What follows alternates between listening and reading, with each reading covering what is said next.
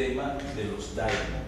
En una primera conferencia, como me dijiste por teléfono, no, es que ese daimon suena como muy re feo, claro, y es así, pero lógicamente por ejemplo para el museo será para que salga todo el mundo corriendo, porque la verdad que los daimon, a mí me invitan para una conferencia que se llame daimon y yo no voy, el primero que no va soy yo.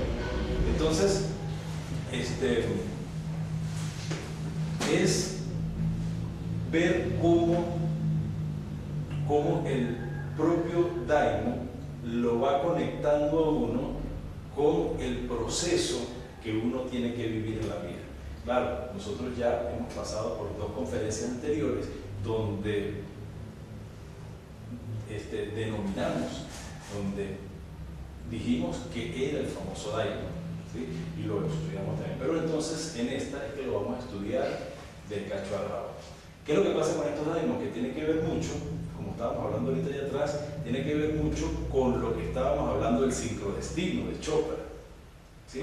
Porque cuando uno se deja llevar, cuando uno permite a la conciencia que vaya rodando, entonces ella lo lleva a uno a destinos más certeros, y cuando uno empieza a buscar, a intentar, a ir a tientas por la vida. Entonces, no es lo mismo, vamos a poner un ejemplo que yo, por ejemplo, yo mismo, como persona, yo quise siempre, desde que yo tenía uso de razón, yo quise siempre, por ejemplo, tener una casa, una esposa, unos hijos. Eso era el destino, o sea, lo que yo vi en mis padres, eso era lo que yo quería. Pero quería tener un buen trabajo, una buena profesión, ser buen padre, tener 2 o 3 hijos. Pero el daimon se encargó de que ese destino que yo estaba soñando no fuera para allá, sino empezó a llevarme por otros sitios donde yo le hacía resistencia. Al hacer resistencia al destino, entonces es cuando vienen los síntomas y uno lo paga bastante duro, con depresiones, pues como uno no sabe qué es lo que está pasando, ¿sí? Uno quiere ir para allá y el daimon nos jala para allá. Entonces es una cosa muy difícil. Cuando uno entiende que la voluntad de Dios y la voluntad de uno se hacen una misma, y ese es el significado el significado que tenemos, hágase tu voluntad y no la mía. Es esa voluntad que viene del cielo, esa voluntad que es la misma mía, y ellas van en una sola dirección. Cuando ellas van en direcciones diferentes, la vida se torna terrible. Es horrible cuando uno no le da gusto al daimon. Imagínense ustedes. Entonces, precisamente de eso se trata esa conferencia, de ver la forma como comunicarnos con ese destino que cada quien tiene, que es un destino muy diferente del de él. Son destinos muy diferentes. Pero lo que pasa es que nosotros no nos acostumbramos a escuchar y a seguir el destino que nosotros tenemos programado.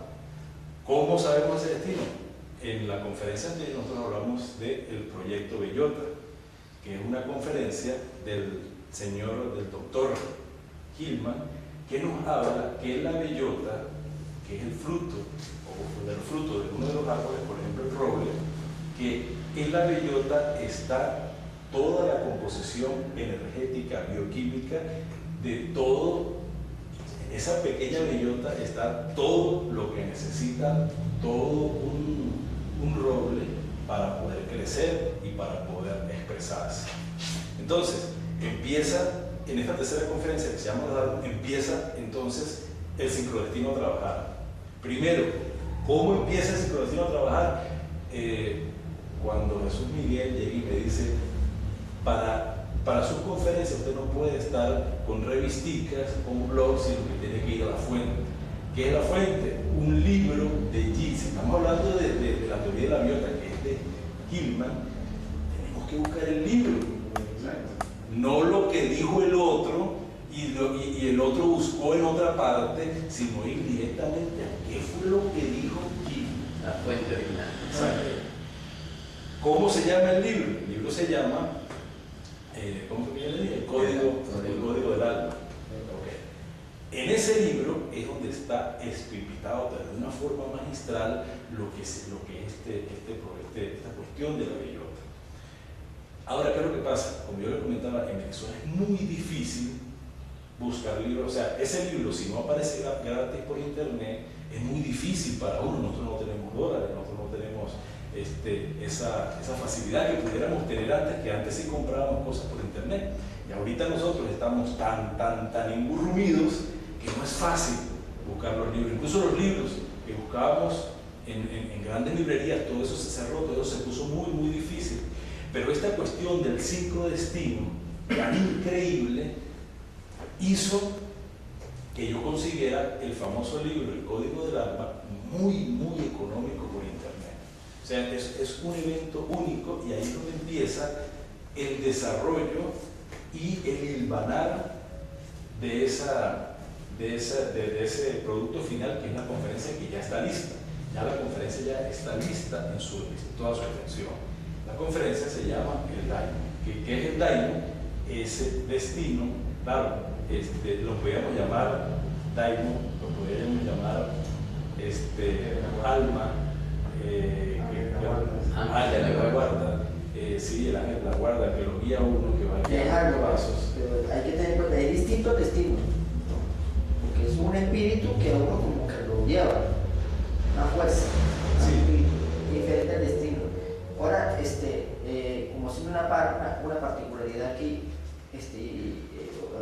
tendría que ver qué es lo que tú te refieres con destino.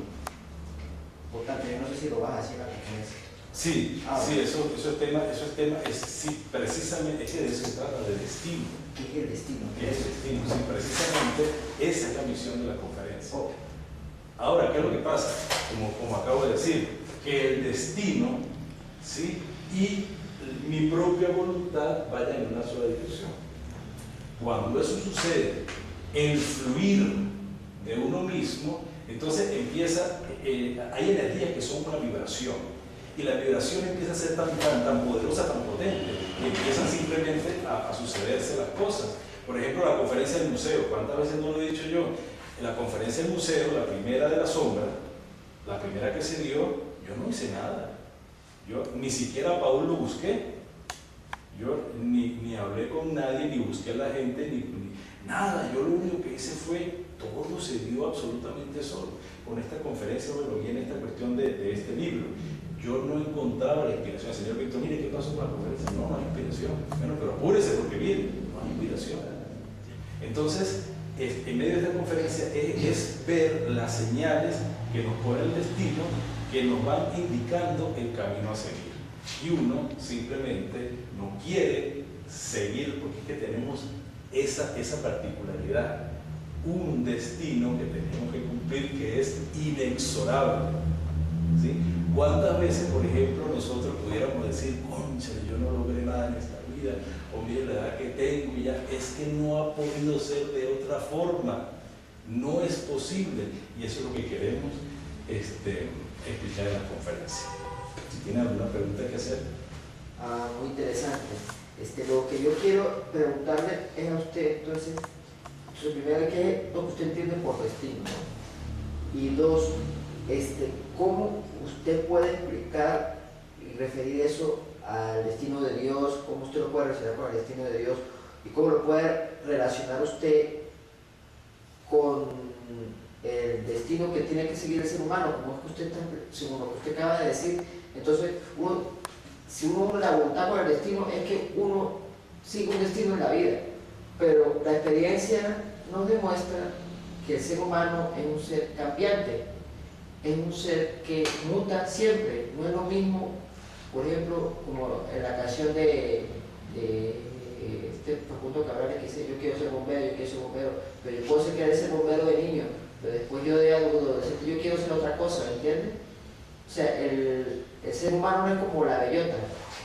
De la bellota nace un roble, va a ser un roble lo que va a nacer la bellota, pero el ser humano, de ese bebé que nace del vientre de una madre nunca se sabe qué es lo que va a hacer. Puede ser que sea político, o puede ser que sea político una parte de su vida y una artesano en otra parte de su vida. Eso es lo que yo me refiero. Entonces, con respecto a la mutabilidad de la condición humana, ¿en qué se refiere? ¿Qué es lo que usted quiere decir con destino? Ok. Hay una cosa que está grabada, por eso yo todos estos temas intento que sean más ¿cómo sería eso? Más científicos, respaldándome con esta teoría de estas personas de Jung.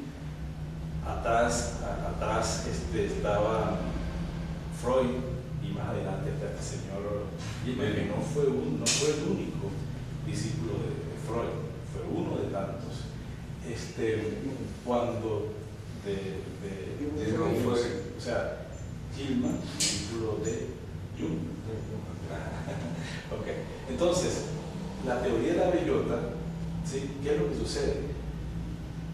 En efecto, los seres humanos tenemos muchas cosas, muchas contradicciones, siempre tenemos una idea aquí, una idea allá, pero la bellota particular de uno es única, esa es la misma durante toda su vida. Así uno tire para allá, así uno jale para acá, así uno como sea, la bellota lo va llevando uno inexorablemente hacia el punto de destino. Puede ser mucho dolor o puede ser, cuando uno comprende todos estos procesos, pues entonces uno se alinea en ese trabajo con la bellota y se va con ella y entonces empieza el fluir de la vida más fácil. Para eso, pues eso lo vamos a hablar en la conferencia, cómo uno empieza a buscar aquellos efluvios de energía particulares, uno empieza a comprenderlos y uno empieza a seguir ese camino.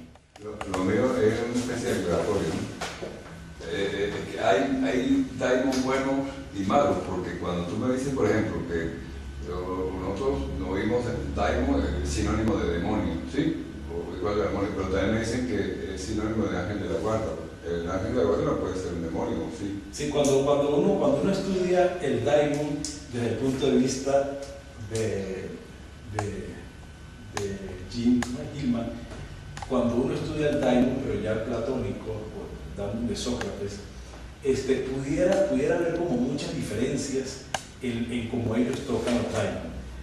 En lo particular, para mí no hay ni daimon ni buenos ni malos. Pero si nosotros necesitamos esa connotación, en efecto, si hay daimon muy malos.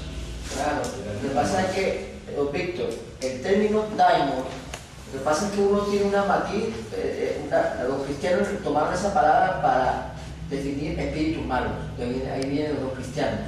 Pero originalmente daimon era un espíritu, genio menor, un espíritu de menos rango que los dioses, ¿no? Entonces era un espíritu que podía ser bueno o malo, dependiendo. Podía ser un espíritu, por ejemplo, que usted lo lleva, por ejemplo, a tocar la música, que lo lleva a las musas, la inspiración. Yo me siento inspirado a componer una pieza musical. Entonces, ahí hay un daimon que lo está llevando usted a componer. De eso se trata los daimon, es un espíritu como que lo lleva a usted hacia un objetivo, bueno o malo. Pero no tiene que ser. Pero por ejemplo, la connotación que le da Aníbal al daimon es de demonio, de cosa mala. Exacto, es una connotación meramente cristiana. Ah, ok. Sí. Pero otra cosa que quería señalar que tú nombraste, o sea, pronunciaste dos palabras que tenía tiempo que no las oía, ¿no? Que son como muy nuestras, ¿no? Espivitado y engurrubido. Yo dije esas palabras. Entonces, a mí lo que me parece interesante es que usted trata de explorar en este tipo de conferencias esas fuerzas que uno lo lleva, que uno lo llevan a cierto tipo de objetivo, esa voluntad, ¿no? Porque tal vez muchas veces esa voluntad, ¿no? Uno lo puede convertir eso en una voluntad para uno cumplir ciertos objetivos uno en la vida o ciertas aspiraciones. Pero entonces, lo que no me queda claro es lo que es el destino, porque entonces eso significa que yo desde que yo nazco, desde que yo nací, estoy predestinado a algo, ¿no? Es que a lo que pienso yo que usted se refiere es que hay un buen porcentaje de la vida de uno que está determinada por ciertos lineamientos. Por ejemplo, si nací en el lugar donde nací, con la familia con la que nací, con la religión que tuve, en el país que estoy, con el idioma que hablo, con la educación a la cual tuve acceso, con los libros que leí, y esa suma de los amigos que tuve en la infancia, en la adolescencia, las películas que vi, etcétera, etcétera, me determinan a un destino en particular. Pero con eso hay que ser muy cuidadoso, porque yo observo a mis 3 hermanos y sin embargo caminamos por sendas distintas, a pesar de que es decir, ya vamos a suponer a los 14 o 15 años, ya empezábamos a ver caminos un poco distintos. Y ahora yo observo, por ejemplo, los correos los correos que ellos envían. Mientras uno está metido en la electricidad, otro está metido en la mecánica y otro está metido en los juegos, en el azar, pero siguen siendo determinados.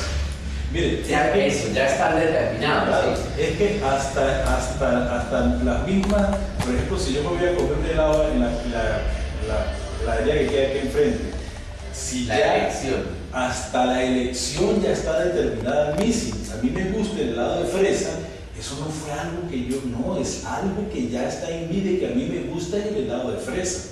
Hasta esas cosas ya están determinadas. Por ejemplo, para los que no creen en el determinismo, imagínense usted, ya nosotros solamente, si venimos determinados como un sexo masculino, ya estamos determinados nada más por ahí, porque entonces a nosotros nos gusta hacer cosas más de niñitos. Ajá. Entonces, bueno, y a la par de eso, entonces lo que dice usted, unos padres, un país, un idioma, una cantidad de cosas, incluso, sí, que eso lo vamos a ver mucho más ampliado en la propia conferencia. La parte mitológica explica precisamente eso. ¿Cómo se explica? Con aquel mito de Lo voy a explicar así rapidito para no quitarle la emoción a la propia conferencia. ¿Cuál es el mito de fue un gladiador. Voy a saltarme a pasos agigantados solamente para dar la idea. Cuando él muere, pasan semanas y su cuerpo no se descompone. Al suceder eso,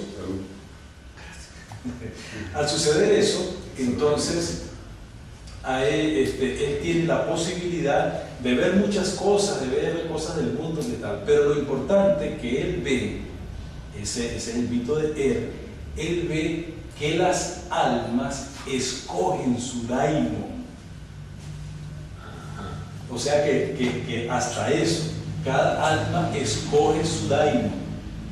Entonces, ni siquiera el propio determinismo, yo no puedo decir aquí, cónchale, que no me gustó, si eso es algo que yo escogí, de acuerdo a este mito, que lo vamos a espipitar un poco más en la conferencia. Eso es algo que yo escogí. Bueno, pero sigue el mito,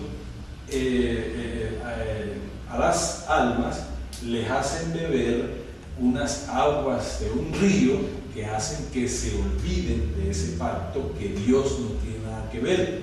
Si Dios lo manda a uno aquí como asesino, sin una parte del cuerpo, con el ojo tuerto, pero con tantas cosas que nosotros pudiéramos llegar aquí, entonces no es que Dios escoge, según este mito que habla Hillman, no es que Dios escoge para uno la peor vida, sino que la propia alma escoge el camino que quiere vivir y entonces se pone en ese plano. Por eso es que uno, si uno no logra las cosas o las logra o no puede ser de otra forma, ya eso está. Hay como que también creo que encaja lo que es la reencarnación, una segunda aspiración, si en este caso existe una vida después de la muerte.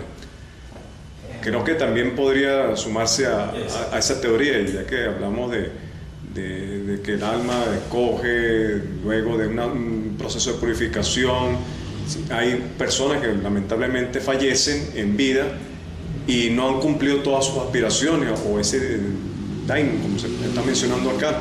Entonces quizás más allá de lo que estamos hablando, pues puede haber una segunda oportunidad, una tercera oportunidad, ya sería como un poquito más a fondo, quizás. Sí, no, pero lo peor de todo es que Hillman va más allá de eso, porque él le resta muchísima importancia a la reencarnación, le resta muchísima importancia a los genes, le resta muchísima importancia a los padres, le resta muchísima importancia a la educación, le resta muchísima importancia. O sea, que no le importa. Le resta. Por eso le resta. Ajá, sí, y concentra toda esa importancia en la bellota. Y eso también lo vamos a aclarar, eso es desde el punto de vista de Hillman. Ajá, el concepto de bellota en Hillman. El concepto de bellota es la teoría de la bellota. Claro, pero entonces eso significa que uno, al decir usted que yo vengo con una cosa predestinada, es que yo vengo ya a hacer algo en la vida, según ese tipo de concepción. Claro, según ese tipo de concepción, sí. Pasa que usted se fue para allá y no escuchó la explicación previa, pero sí tenemos algo que está predestinado según este trabajo. Pero hay muy pocos caminos que lo llevan a uno allá. ¿Qué es lo que sucede, por ejemplo, con esas cuestiones, esos asesinos, esas cosas? Simplemente se dejan llevar por ese daimon y simplemente siguen ese mandato, siguen esa energía, siguen aquella presión. Cuando Hillman se encarga ahí en ese libro de dar datos, pero en cantidades industriales, muchísimos ejemplos, cosas que yo no veo en YouTube, muchos ejemplos de cómo el daimon se apodera de una persona, entonces mata y hace cosas horrorosas, a veces ni siquiera tiene esa parte consciente, y después de que se va el daimon dice, yo hice esto, yo hice tal cosa. ¿Sí? Entonces, según esta teoría, sí es algo. Ahora, lo que tú me preguntaste, que si eso podría ser, lo que pasa es que uno muchas veces quiere ser mejor persona. Y cuando uno quiere ser mejor persona, con las armas que uno tiene, no es fácil y pudiera ser casi que imposible. Entonces, aquí en esta conferencia pues queremos dar una respuesta a eso, porque el tratar de ser una mejor persona de la forma como nosotros nos desarrollamos pudiera ser una tarea hercúlea. Si nosotros observamos esta teoría e intentamos desarrollarnos con este trabajo, entonces es donde viene al principio que el campo de acción empieza a abrirse, y es cuando uno tiene la posibilidad de hacer pequeñas elecciones, y hacer pequeñas elecciones que vienen de la conciencia.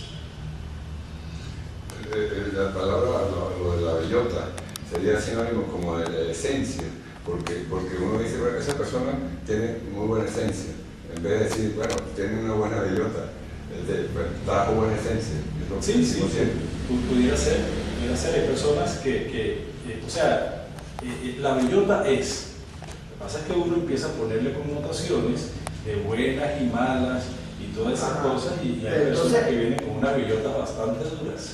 Entonces, ya uno puede decir lo que es la bellota, es como el sí mismo, que habla de ello, viene de ahí, porque ese sí mismo es lo que uno es, pero no es lo que uno va a hacer en el futuro, porque, o que por ejemplo, que yo estoy destinado a ser maestro, y entonces yo tengo que ser maestro, o estoy destinado a ser bombero, o estoy destinado a ser profesor, o estoy destinado, es que eso no es tan sencillo como explicarlo de esa manera. Por lo que yo explico que el ser humano, la condición humana es muy cambiante, es muy mutable, uno no sabe dónde es, como lo que dice el Evangelio, que las aves y los animales tienen lugar donde recostarse, ¿no? Como Sí. que dice, pero el Hijo del Hombre no tiene. no tiene no tiene cabeza donde apoyar su morada, porque él no sabe qué hacer. De eso me refiero. No tiene morada donde Reposar su cabeza, porque siempre se la pasa ideando. Entonces, si uno se atiene, o si uno se atiene a esa explicación o a esa interpretación de ese pasaje del Evangelio, entonces el ser humano no tiene una predestinación fija, no tiene una predestinación fija, o sea, no es como el árbol que cae y va a ser una bellota, va a ser un roble, no, o sea, el ser humano no se sabe dónde va a quedar. Entonces, ¿a qué se refiere entonces la bellota? Es a esa predestinación de lo que yo voy a hacer, si yo voy a ser maestro, voy a ser maestro, o a cuestiones kármicas según el budismo, pero eso ya es eso es según la teoría del budismo, o tiene que ver con ese sí mismo, con ese ser integrado que uno debe llegar a ser. Claro, tiene que ver con eso. Lo que pasa es cuando simplemente es una teoría lo que se está exponiendo. Por eso hay que tener cuidado, porque entonces cuando usted expone esta página, usted lo puede confundir a la persona. La idea, cuando usted está en estas conferencias, no es crear confusión en la gente, es crear preguntas, pero no crear confusión. Bueno, si yo no soy capaz de dar una conferencia y creo confusiones, pues bueno, así quedará. Por eso. La confusión la crearon las preguntas. Sí, por ejemplo, eso pasa mucho. Por ejemplo, cuando yo doy una conferencia, porque estos temas son muy confusos, y cuando empieza a remover cosas de las cuales yo no estoy de acuerdo, son nuevas teorías o nuevas cosas, entonces eso puede crear mucha incoherencia y muchas cosas. Entonces, precisamente en el compás de preguntas y respuestas es donde empieza a satisfacerse, y un poco. Lo que pasa es cuando uno va a una conferencia, pero yo voy desde mi punto de vista sin darme la oportunidad de lo que pudiera estar diciendo el conferencista pudiera ser verdad. Cuando usted me echó el cuento porque yo siempre pongo, o sea, yo no soy tajante con nada. Es más, lo vuelvo a decir 100 y 1000 veces, yo no sé si lo que yo estoy diciendo es verdad.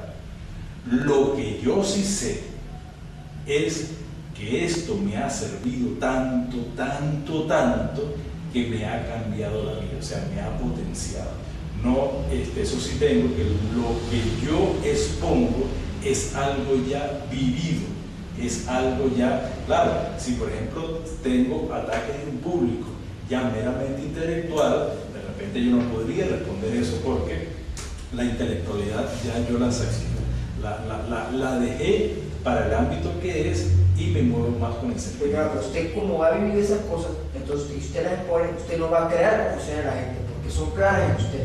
Va a crear preguntas, ciertamente, porque hay cosas y hay temas que son laberínticos, no tienen respuesta fija, pero va a crear preguntas, no va a crear confusión. Si usted ha vivido eso, si usted ha vivido todas esas cosas que usted expone, usted las sabe, no va a crear confusión. Usted va siempre a crear preguntas. Puede crear preguntas, pero no va a crear confusión. La insistencia de su Miguel de generar preguntas es que la conferencia tiene que, me imagino yo que es lo que él quiere decirle, es que usted tiene que exponer creando expectativas, es decir, es haciendo interrogantes más que dando respuestas. En otras palabras, exponemos mostrando, de acuerdo a la tendencia que he visto yo en varias ocasiones en usted, exponer, mostrando que la vida hace que uno tenga determinadas inclinaciones, que tenga, y que a veces uno se insiste en no querer dejar fluir la existencia tal y como es, sino insiste en como de repente usted lo dice, que usted lo que quería era ser padre, tener esto, aquello.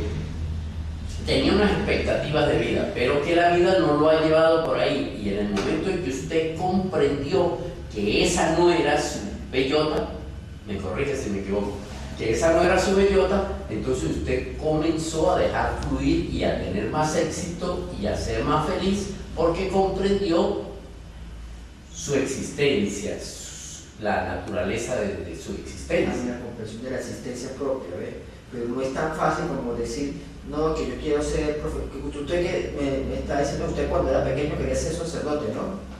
Oh. No, padre de familia. Padre de familia.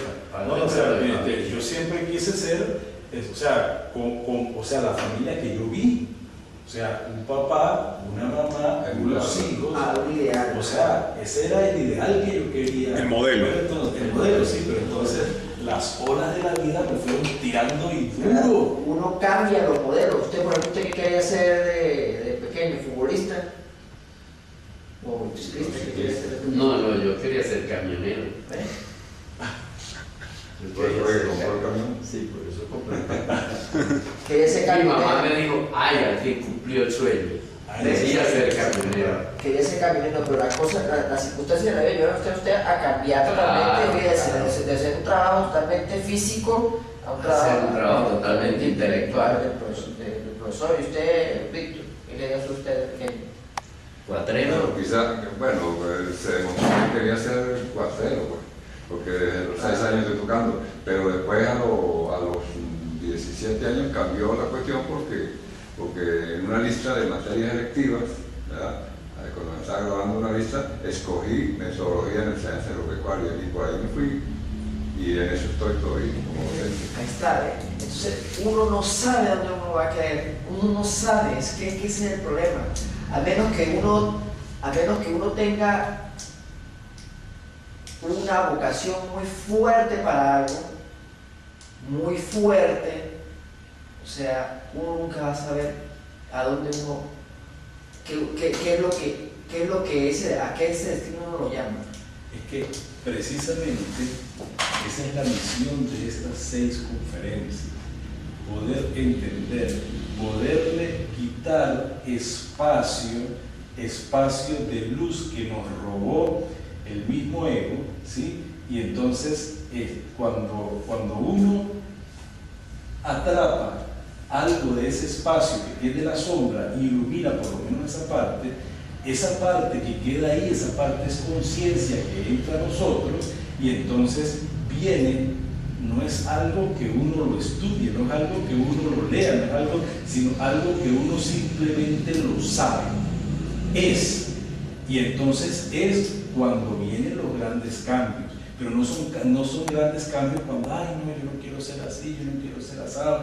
Es algo que simplemente, que una conducta que tú tenías en una ocasión cuando entraste en ese espacio de conciencia, simplemente, oye, yo no tengo, o esta conducta empieza a tener como menos incidencia en mí. Esa es la misión de la conferencia. La misión de la conferencia es uno cambiar a una conducta o a una actitud más integral.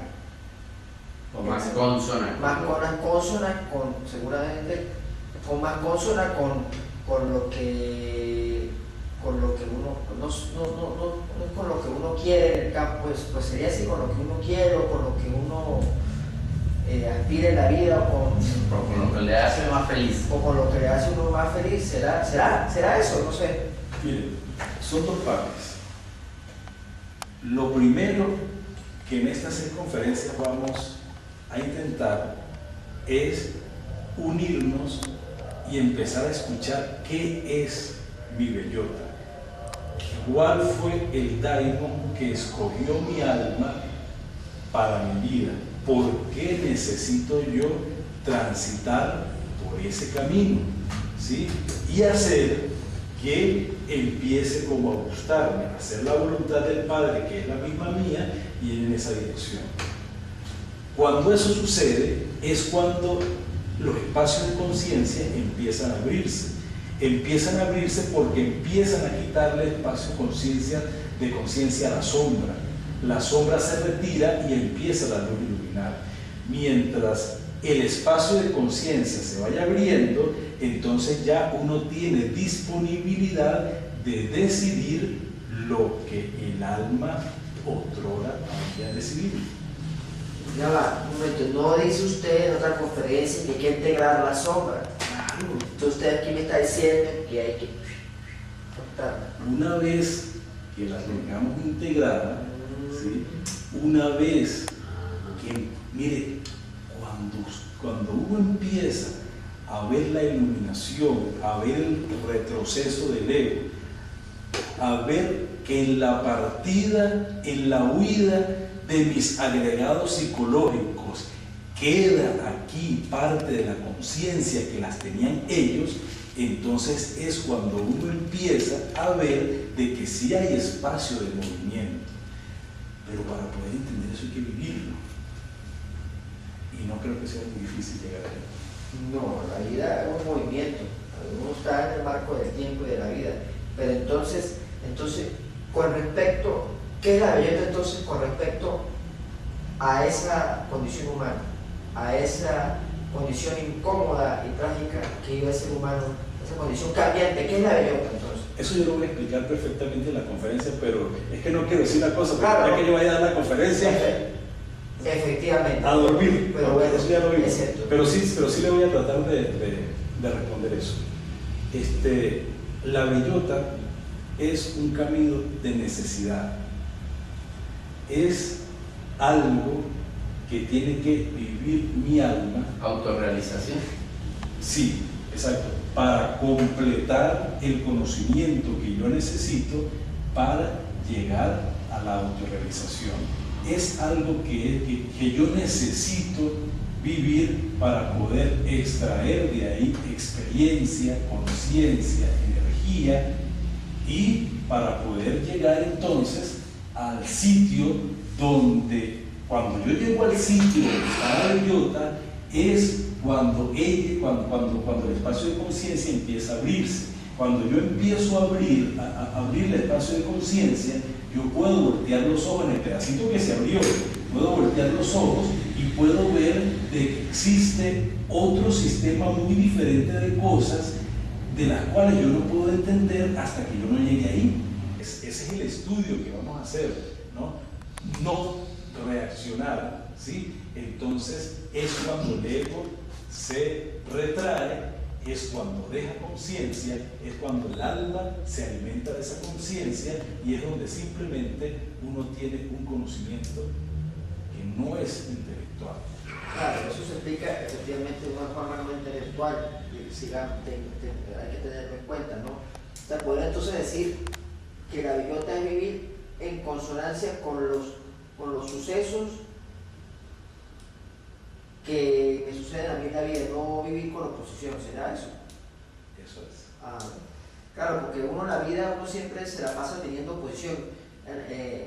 Uno siempre, pues, si uno le sucede una desgracia, entonces o le sucede una adversidad, entonces uno siempre queda cierto tipo de oposición.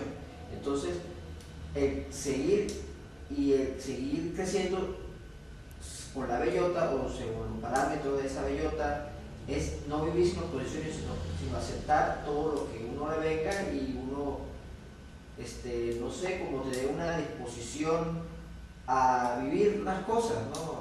Una disposición abierta a vivir las cosas, ¿no es eso? Sí, lo que pasa es que hay algo más abstracto que la aceptación. La aceptación está muy bien, pero si nosotros queremos buscar más niveles de conciencia, más poderosos, entonces hay algo más arriba de lo que es la aceptación.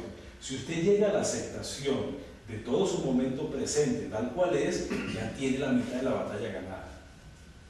Pero, ¿qué es lo que nosotros queremos? Buscar espacios aéreos que pudieran más bien observar esa aceptación, entonces el individuo podría hacerse más poderoso y podría tener más autonomía. ¿Sí?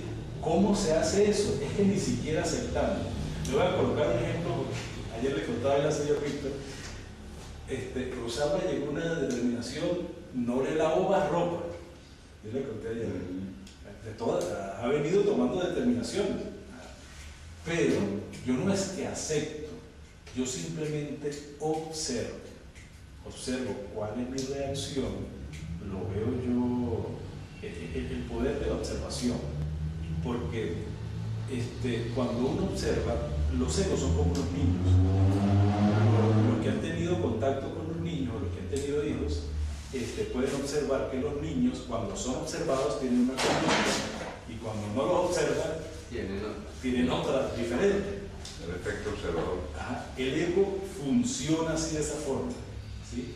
El ego, cuando es observado, tiene una, por ejemplo, yo llego y tengo un ataque de rabia y empiezo a despotricar y empiezo a agarrar a escobazos a todo el mundo, pero solamente el hecho de yo observar, sin meter, sino observar, que eso lo vamos a ver claramente en la conferencia y videos y todas esas cosas. Claro, yo estoy creando una expectativa que a lo mejor no voy a cumplir, pero por lo menos en mí la creo. Entonces, el hecho solamente de observar esas reacciones hacen simplemente que el ego retroceda, porque el ego es como un niño, el ego no le gusta la luz. Cuando yo observo el ego se retrae, el ego se despliega, el ego se va, dejando la conciencia que me tiene atrapada. Esa es la importancia de la observación. Y que físicamente o psíquicamente, ¿cómo yo sé que el ego está retrocediendo? Porque yo dejo de reaccionar. Y eso es elemental. Eso es elemental. Entonces, yo todo el tiempo hablo de la reaccionadera. Si usted deja la reaccionadera, es porque está ganando espacio de conciencia.